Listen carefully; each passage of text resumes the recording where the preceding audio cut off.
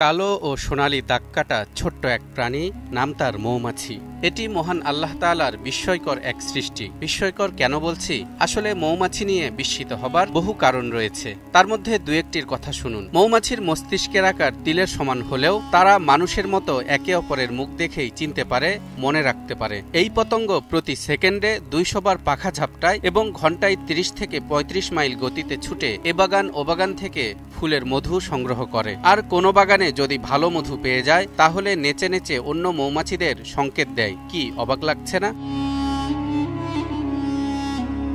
আল কোরআনে যেসব কীটপতঙ্গের বর্ণনা এসেছে তার মধ্যে মৌমাছি অন্যতম। কারণ আন-নাহল বা মৌমাছি নামে আল্লাহ তাআলা পুরো একটি সূরাই নাজিল করেছেন, যেই সূরায় আল্লাহ তাআলা মৌমাছির জীবন ও কর্মের বিভিন্ন দিক তুলে ধরেছেন, যাতে পৃথিবীর মানুষ কীটপতঙ্গের এই জাতি থেকে শিক্ষা লাভ করতে পারে। আল্লাহ বলেন, ওয়াআউহা রাব্বুকা ইলান নাহলি আন ইত্তাখিযী মিনাল জিবালি বুয়ুতান ওয়া মিনাশ শাজারি ওয়া মিম্মা ইয়ারিশুন সুম্মা কুলি মিন কুল্লি الثمرات فاسلكي سبل ربك ذللا يخرج من بطونها شراب مختلف ألوانه فيه شفاء للناس إن في ذلك لآيات لقوم يتفكرون। আর তোমার প্রতিপালক মৌমাছিকে প্রত্যাদেশ করেছেন, তুমি গৃহ নির্মাণ করো পাহাড়ে, বৃক্ষে এবং মানুষ যে গৃহ নির্মাণ করে তাতে। এরপর প্রত্যেক ফল হতে আহার করো। অতঃপর তোমার প্রতিপালকের সহজ পথ অনুসরণ করো। তার পেট থেকে নির্গত হয় নানা রঙের পানীয়, যাতে মানুষের জন্য রয়েছে রোগ মুক্তি। অবশ্যই এতে চিন্তাশীল সম্প্রদায়ের জন্য নিদর্শন রয়েছে। কিন্তু প্রশ্ন হলো, চিন্তাশীল সম্প্রদায়ের জন্য কি নিদর্শন বা শিক্ষা রয়েছে এই মধুকরের কাছে? দর্শক, আজকের ভিডিওতে আমরা সেসব বিষয় নিয়েই কথা বলবো। এই আয়াতে আল্লাহ মৌমাছিকে প্রত্যাদেশের কথা বলেছেন, অর্থাৎ তাদেরকে বিশেষভাবে এই নির্দেশ দিয়েছেন, তোমরা তোমাদের মৌচাক নির্মাণ করো পাহাড়ে, গাছের ডালে এবং ঘরের উঁচু কোণে। বাস্তবেও আমরা দেখি মৌমাছিরা এসব জায়গা ছাড়া অন্য কোথাও ঘর বানায় না। দর্শক, দেখুন কিভাবে তারা আল্লাহর নির্দেশ মেনে চলেছে। আয়াতের আরেক অংশে বলা হয়েছে, তোমার প্রতিপালকের সহজ পথ অনুসরণ করো। এখানে আল্লাহ কেন সহজ পথ অনুসরণ করার কথা বললেন? এখান থেকে মানুষ কি শিক্ষা লাভ করবে? দর্শক, বলা হয়ে থাকে পৃথিবীর সবচেয়ে বুদ্ধিমান পতঙ্গ মৌমাছি।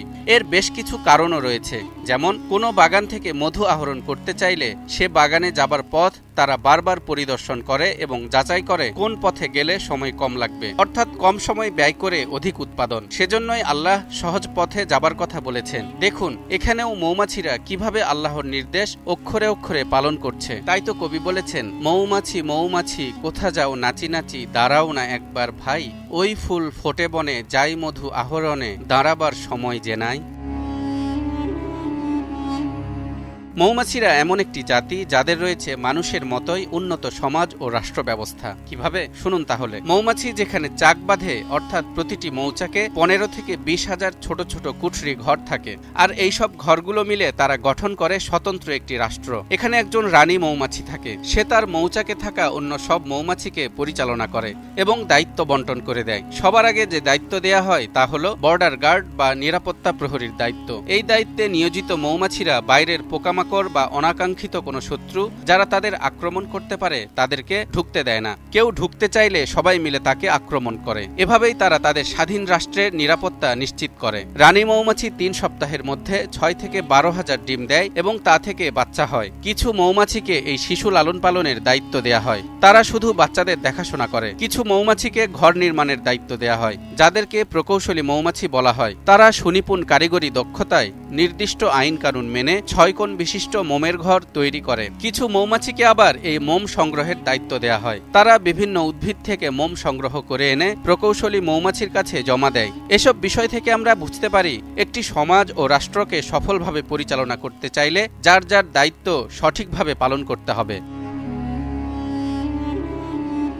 কোনো মৌমাছি যদি ময়লার স্তূপের উপর বসে পরবর্তীতে আবার চাকে ফিরে আসে, তাহলে বর্ডার গার্ড বা নিরাপত্তার দায়িত্বে থাকা মৌমাছিরা তাকে আর মৌচাকে প্রবেশ করতে দেয় না। নোংরা হওয়ার কারণে এই কঠোর ব্যবস্থা গ্রহণ করা হয়, এমনকি রানীর হুকুমে তাকে মেরে ফেলা হয়। ঠিক তেমনি আমাদের সমাজ ও রাষ্ট্রকে পরিশুদ্ধ রাখতে হলে যারা অন্যায় করবে তাদের যথাযথ শাস্তির ব্যবস্থা নিশ্চিত করতে হবে। অন্যথায় ন্যায় বিচারহীন সমাজ কিংবা বিচারহীন রাষ্ট্রে অপরাধের মাত্রা দিন দিন বাড়তেই থাকবে। মৌমাছিরা মধু সংগ্রহের জন্য মাইলের পর মাইল পাড়ি দেয় এবং মধু আহরণ করে ঠিকঠাক তার বাসায় ফিরে আসে। বহু দূরে চলে গেলেও তারা কিন্তু পথ হারায় না, কারণ তারা আল্লাহর দেখানো পথেই ছিল। ঠিক তেমনি মানুষও যদি আল্লাহর দেখানো পথে হাঁটে, সে কখনোই পথ হারাবে না। তাই তো আমরা প্রতিদিন নামাজের মধ্যে বলি, ইহদিনাস সিরাতাল মুস্তাকিম, আমাদেরকে সরল পথ দেখাও।